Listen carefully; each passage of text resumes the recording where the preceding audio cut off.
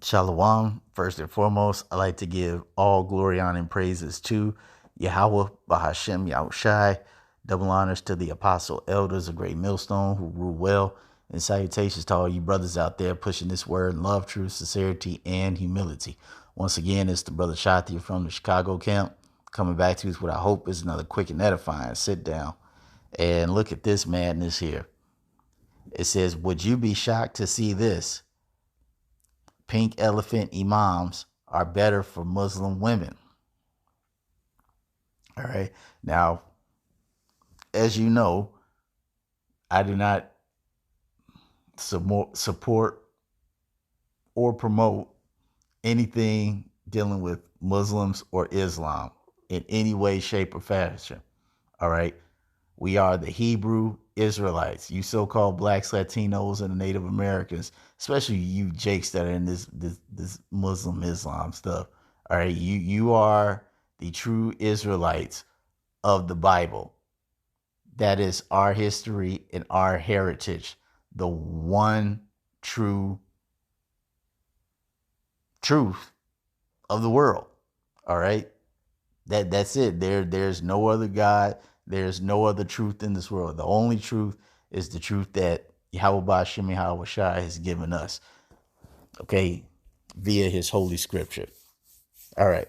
So now that I've said that, as I mentioned before, I don't promote or support anything dealing with Islam or Muslims, but even this is bugged out. This is super bugged out. Okay. Pink elephant imams. And from the looks of this picture, you got folks that are actually for this. And see, this just goes to show you how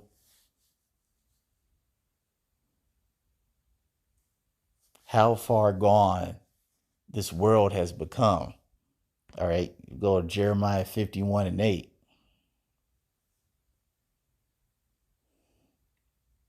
where it says, no, Babylon, Jeremiah 51 and 7. It says, Babylon has been a golden cup in Yahweh's hand that made all the earth drunken. The nations have drunken of her wine. Therefore, the nations are mad. And all these nations not only are literally mad, okay, but they are figuratively mad. They're mad in the brain because they are drunken off of all these bugged out philosophies and ideologies. Okay, things that are of no value, that do not promote life. And the pink elephant lifestyle, or death style, I should say, it is huge. Okay, it's being heavily promoted, so much to the point where, as we just read in here, it's making every place in the world defiled. Even in countries that don't play it, like the Arab world, the folks in Africa, because they're fighting hard to keep that madness out.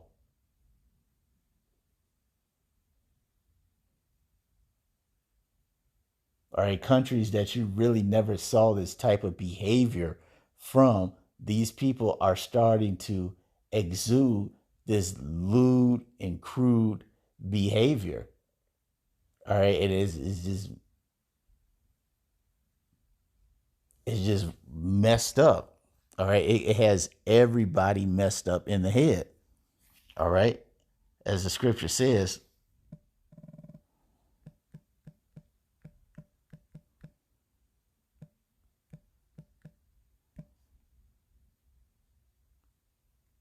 Isaiah 24 and 4. It says, the earth mourneth and fadeth away. The world languisheth and fadeth away. The haughty people of the earth do languish. And this earth is mourning and fading away. Why? Because the people are mourning.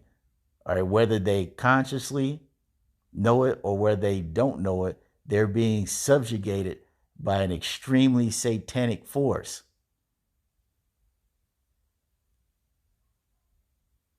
And this satanic force has such a stronghold over their mind and spirit that they don't realize the blatant wickedness that they're putting into the world. Okay. And we all know that the wages of sin is death. Anything that functions contrary to the law, statutes, and the commandments of the Bible will not bring forth life. It will not bring forth happiness. It will not bring forth anything that one could take joy in. And that's why the earth is mourning and fading away. This is why it says the world is languishing and fadeth away. This is why the haughty people, the prideful people of the earth do languish, because nothing is getting better. Everything is just getting worse and worse and worse as the time goes by. It says the earth also is defiled under the inhabitants thereof. This earth doesn't produce like it used to. Okay, the people don't reproduce like they used to.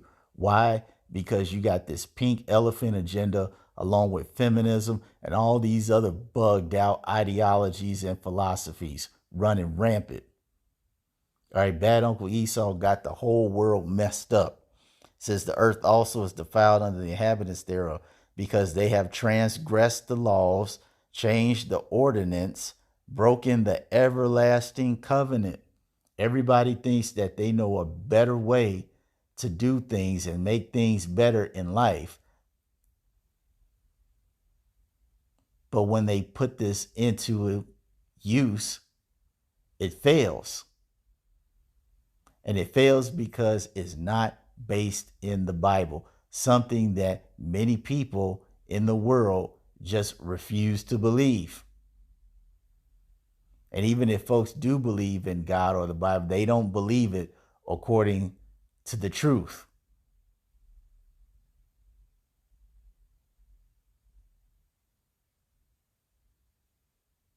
They don't believe it.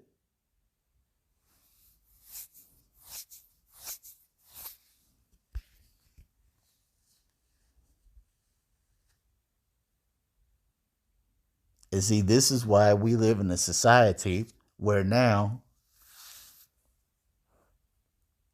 you're talking about 8-year-olds could come up to you talking about, you know what, I don't think it's right for me to be born a male or a female. I want to change certain aspects of my life.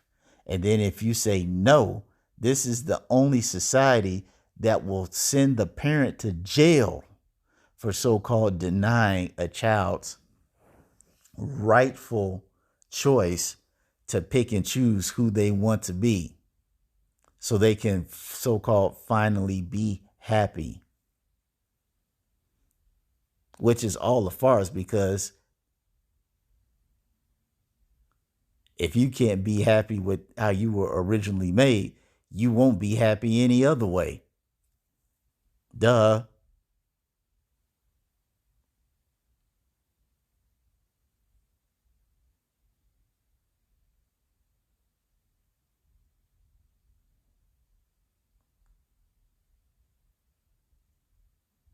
Let me scroll down.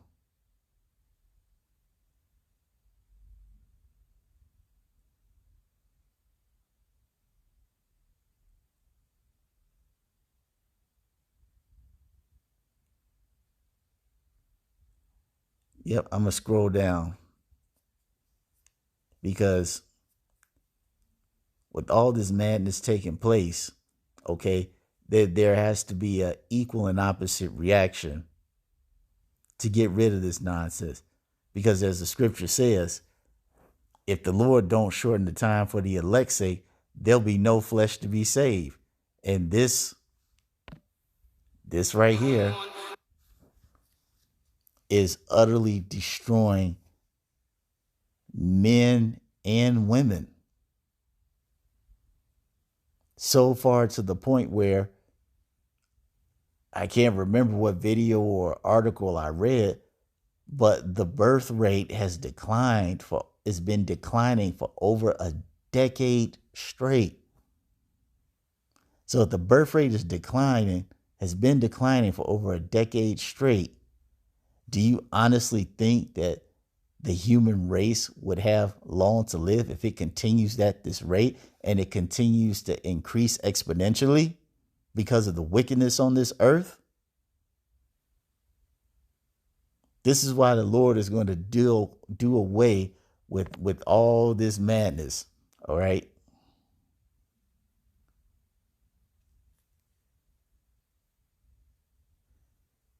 Isaiah 24 and 17.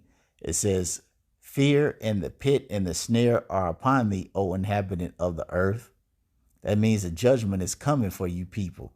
It says, and it shall come to pass that he who fleeth from the noise of the fear shall fall into the pit, and he that cometh up out of the midst of the pit shall be taken in the snare, for the windows from on high are open, and the foundations of the earth do shake. The earth is utterly broken down. The earth is clean dissolved.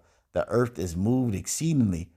The earth shall reel to and fro like a drunkard, and shall be removed like a cottage, and the transgression thereof shall be heavy upon it, and it shall fail and not rise again. And it shall come to pass in that day that Yahweh shall punish the host of the high ones that are on high, and the kings of the earth upon them. And they shall be gathered together as prisoners are gathered in a pit, and shall be shut up in the prison, and after many days shall be visited. Then the moon shall be confounded, and the sun ashamed, when Yahweh of hosts shall reign in Mount Zion and in Jerusalem, and before his ancients gloriously. So this is going into the fact that after all this wickedness has finally reached its bounds, that it cannot pass, hey, the Lord is going to send them nuclear missiles out, okay? And it's going to do away with Sodom and Gomorrah 2.0. Okay, and when the earth is finally cleansed of all the transgressions and sin and wickedness that has been prospering, especially since bad Uncle Esau's come into power, all right, once the Lord has cleansed the earth of all this madness, then the one who is more profitable, Yahweh Bashem Yahweh Shai, he's going to be set up and he's going to rule forever. So we're going to no longer deal with this Muslim and Islam madness. All right. But we're also not going to have to deal with the Pink Elephant Rainbow Coalition. So that's all I want to say on that. I hope you all were edified. Till the next time, we're going to say Shalom.